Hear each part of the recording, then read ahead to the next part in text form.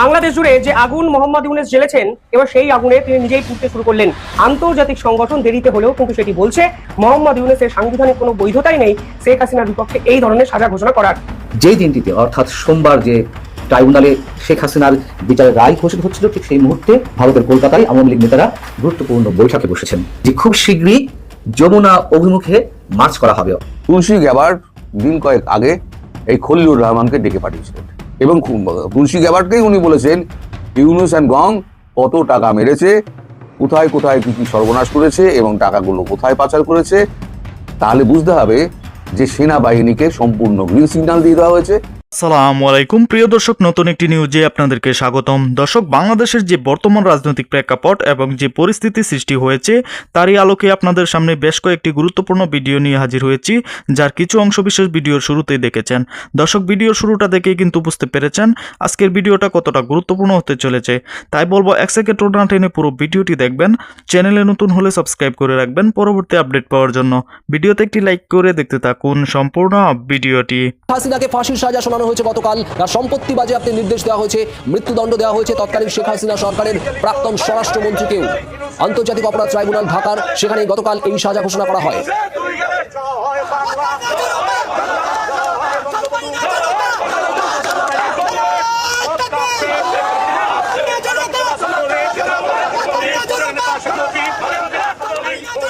এই মুহূর্তে আপডেট একটু জানবো, মৌমিতা চক্রবর্তী আমাদের প্রতিনিধি রয়েছেন আমাদের সঙ্গে। মৌমিতা, গতকাল রায় বেরোনোর পর থেকে এখনো পর্যন্ত একাধিক জায়গায় উত্তপ্ত হওয়ার খবর আসছে বাংলাদেশ থেকে, ঠিক কি আপডেট?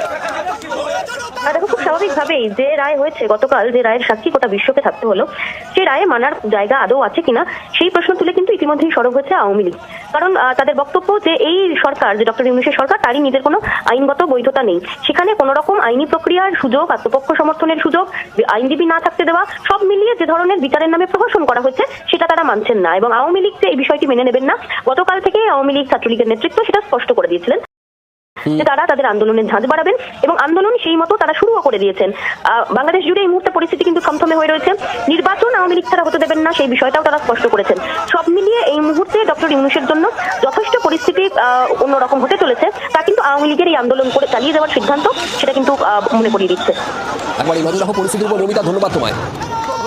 আর এই মুহূর্তে আমাদের সঙ্গে রয়েছেন তৎকালীন শেখ হাসিনা সরকারের শিক্ষামন্ত্রী মইদুল হাসান চৌধুরী। মইদুল সাহেব, আপনাকে স্বাগত জি 24 ঘন্টায়।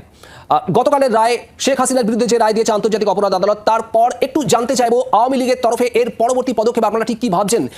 এই রায়ের প্রতিবাদ তো করা হয়েছে এবং দেশ জুড়ে প্রতিবাদ হবে এমনটাও বলা হয়েছে, কিন্তু আওয়ামী লীগের সমস্ত কার্যকলাপ তো নিষিদ্ধ এই মুহূর্তে বাংলাদেশে। হ্যাঁ, ধন্যবাদ আপনাকে।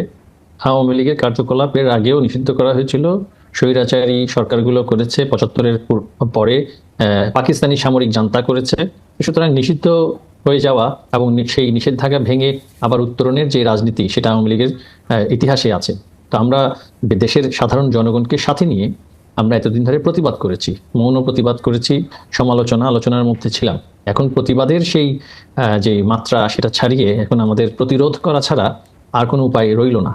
কারণ যেভাবে করে আমাদের কর্মীদেরকে হত্যা করা হয়েছে, এখন পর্যন্ত প্রায় 1000 কর্মী আওয়ামী লীগের সাথে সংশ্লিষ্ট হত্যা করা হয়েছে, তাদের পরিবারের সদস্যদেরকে হত্যা এবং তাদের নারী সদস্যদেরকে ধর্ষণ, এবং এখন পর্যন্ত প্রচুর সনাতন ধর্মাবলম্বী মানুষের এবং আদিবাসী যারা আছেন তাদের বাড়িঘর বিনষ্ট, সম্পদ ধ্বংস, এগুলো চলমান। সুতরাং এদের এই যে অরাজকতা চলছে, নৈরাজ্য চলছে, এটাকে আমরা প্রতিহত করতে যাচ্ছি, প্রতিরোধ করতে যাচ্ছি এবং আগামীতে আমরা প্রমাণ করে দেব বাংলাদেশের মানুষ যে আমাদের সাথে আছে। সেটা প্রমাণ হবে নির্বাচনের মাধ্যমে। আমাদের লক্ষ্য একটা ইনক্লুসিভ ইলেকশন। এই প্রহসনের নির্বাচন, এই প্রহসনের বিচার আমরা মানি না। কিন্তু নির্বাচনেও তো আপনারা প্রতিদ্বন্দ্বিতা করতে পারছেন না। ফেব্রুয়ারিতে যে নির্বাচনের কথা বলা হয়েছে, সেখানেও তো আপনারা প্রতিদ্বন্দ্বিতা করতে পারবেন না। নির্বাচন তো বললেই হয়ে যাবে না। নির্বাচনের তারা ঘোষণা এখন পর্যন্ত করেনি, নির্বাচন নিয়ে আলোচনা করছে। দেশের সবচেয়ে বড় রাজনৈতিক দল এবং আরো অনেকগুলো রাজনৈতিক দলকে বাদ রেখে তারা কিভাবে নির্বাচন করে আমরা দেখতে চাই। বাংলাদেশ আওয়ামী লীগ এবং আরো অন্যান্য রাজনৈতিক দল যাদেরকে তারা নিষিদ্ধ করে নির্বাচন করতে চাইছে, সেই নির্বাচনে কত সংখ্যক মানুষ ভোট দিতে আসে সেটা আমরা দেখতে চাই। একেবারে সংখ্যালঘু একটা সরকার কয়দিন টেকবে সেটা তো আমাদের সকলেরই জানা। সুতরাং সেই সরকার তারা একটা অরাজকতার সরকার আনতে চাইছে, গোজামিলের সরকার আনতে চাইছে। কতটুকু পর্যন্ত এরা পৌঁছতে পারবে কিনা সেটাও কিন্তু মানে অপেক্ষা সাপেক্ষ। কারণটা হচ্ছে তাদের পায়ের নিচে ইতিমধ্যেই মাটি সরে গিয়েছে। এখন শুধুমাত্র কিছু সরকারি বাহিনী দিয়ে তারা সেখানে টিকে আছে, সরকারি বাহিনীকে হুমকি ধমকি দিয়ে, এবং তাদের যেই পশ্চিমা বিশ্বে তাদের যেই বন্ধুরা আছে তাদের সহযোগিতায় কোনো রকমে টিকে আছে। এই টিকে থাকা কোনো রকমে টিকে থাকা সরকারের পক্ষে কতদিন রাষ্ট্রীয় দায়িত্ব ধরে রাখা যায় সেটাই হচ্ছে এখন দেখার বিষয়। মইদুল সাহেব, আপনাদের চ্যালেঞ্জ, লড়াইটা এই মুহূর্তে রীতিমতো কঠিন। নেতৃত্ব, আওয়ামী লীগের নেতৃত্ব, শেখ হাসিনা সহ তারা দেশে নেই, আর যারা আছেন বাংলাদেশ জুড়ে আওয়ামী লীগের সদস্য সমর্থক, তাদেরকে গাইড করার জায়গাটা বা তাদেরকে সাহস যোগানোর জায়গাটা সেটা কিভাবে সম্ভব হবে? তার কারণ মোহাম্মদ ইউনূসের সরকার বলেছে একেবারে তীব্র দমন নীতি তারা চালাবে। আগেও বলছি, আমাদের দলকে এর আগেও নিষিদ্ধ করা হয়েছিল 75-এর পূর্বে, এবং আমরা সেভাবে সংগঠিত করেছি। আমাদের অনেকে আত্মগোপনে যেতে হয়েছিল, ভারতে আশ্রয় নিতে হয়েছিল, কিন্তু আমরা ঠিকই ফিরে এসেছি এবং নেতৃত্ব দিয়েছি এবং সংগ্রাম করেছি। তো একইভাবে ইতিহাসের পুনরাবৃত্তি ঘটবে। তো ইতিহাসের পুনরাবৃত্তিই ঘটছে বাংলাদেশে। সে 75-এর পরে যা ঘটেছিল এখনো সেই অপশক্তি তাই করছে। এটা আমাদের জন্য কোনো বিষয় নয়। আমাদের শতকরা 99% কর্মী এবং নেতারা দেশেই আছেন, অনেকেই কারাগারে আছেন। এখন কারাগারের একটা পর্যায়ে গিয়ে তো তাদেরকে তাদেরকে ছাড়তে হবেই, কারণ তাদের তো মামলা এখনো কনভিক্ট করতে পারেনি, তাদের ট্রায়ালও শুরু হয়নি। বিনা বিচারে আমাদের বহু নেতাকর্মী এখনো কারাগারে আছে। যারা কারাগারে নাই তাদেরকে সাথে নিয়ে আমরা আত্মগোপনে যারা আছি আমরা সংগঠিত করছি। ইতিমধ্যেই মানুষের ব্যাপক সমর্থন আমরা পেয়েছি। সেই সমর্থনের উপর ভিত্তি করেই আমরা এই অরাজকতার নির্বাচন, এই অবৈধ সরকার সবগুলোকে প্রতিহত করব। বাংলাদেশ জুড়ে যে আগুন মোহাম্মদ ইউনূস জ্বেলেছেন, এবার সেই আগুনে তিনি নিজেই পুড়তে শুরু করলেন।